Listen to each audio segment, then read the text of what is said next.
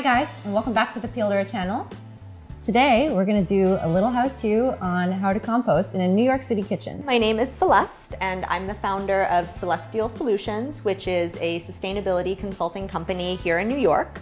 I help individuals and businesses develop sustainability strategies to make their businesses and homes more sustainable. I'm so excited to have you here in my home to begin this composting journey, part of my life.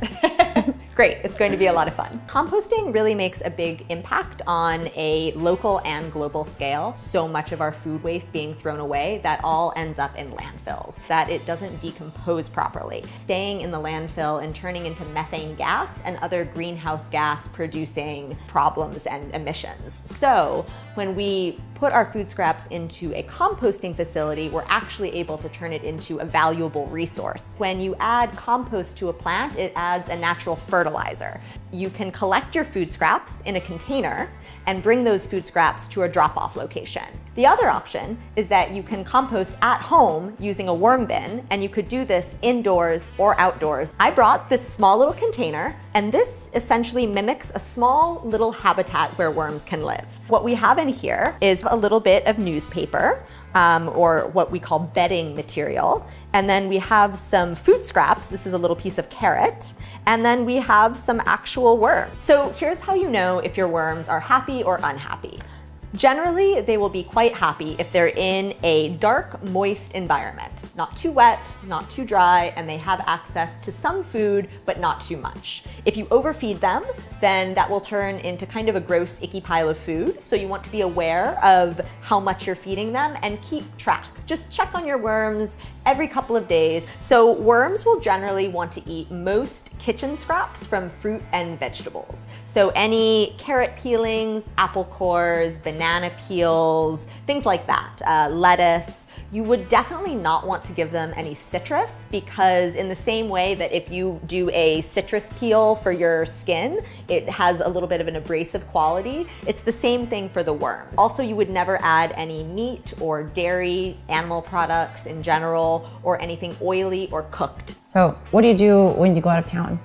So if I'm going out of town, I make sure to give them a nice big feeding before I go. If they run out of food, it's not such a big problem because they actually can also eat this bedding. They don't mind eating newspaper. Oh. It's not a great long-term solution for them, but they're not going to starve. If you want to start composting today and try it out in your home, happy worms, follow this guideline. It's a great way to do it.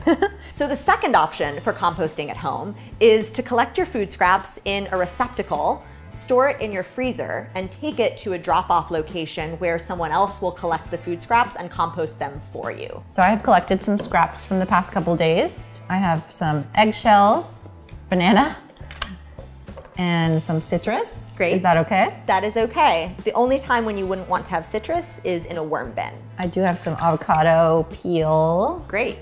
And a little bit of couscous. Okay. It's very important to always check the rules for the drop-off location where you're taking your materials. This type of system is great and simple for anybody that likes to cook or snack at home. What you can do is when you're preparing your food and you're using a cutting board, you can chop up any extra material, you can put it in a container like you've done here, collect all the materials together.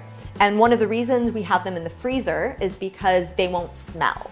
And where can someone find a local compost? That is a great question. So here in New York City, we have a great resource for that. The Department of Sanitation has a website that has a food scrap drop-off site map available, where you can look based on your location to see where there's a food scrap drop-off site near you. There's about 150 in the city, so all over in every borough, there would be something nearby for you to look at. When you're bringing your food scraps to the market, you want to have them in a different type of receptacle because you might be on the go, so you don't want to have your bowl with you. So, two examples for this would be just a plastic container like this. They also make different compost containers that you can buy on Amazon or elsewhere, but easily just something reusable like this material. You would just put the food scraps in here, and then you would just take this with you to the market.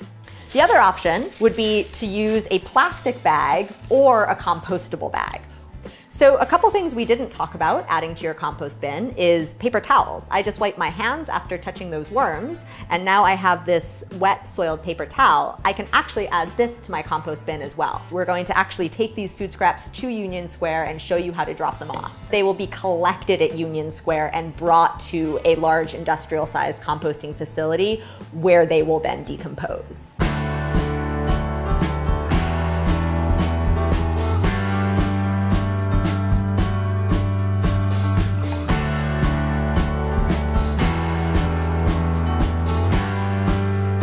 We have arrived. So we've got the bins for the food scraps. So what we're gonna do is we're just gonna go ahead and empty the food scraps into the container. Make sure they all get in there. And then we have a bin for the plastic bags. We'll just throw it in there. Thank you guys for joining us today in this composting how-to. As you can see, it's super, it's easy, it's kind of fun. So get started today. Try it out, try your worms, try the easy way with keeping it in your freezer, whatever you want to do. But thanks for joining us, and don't forget to subscribe. Bye. And thank you so much. Thank you. This was great.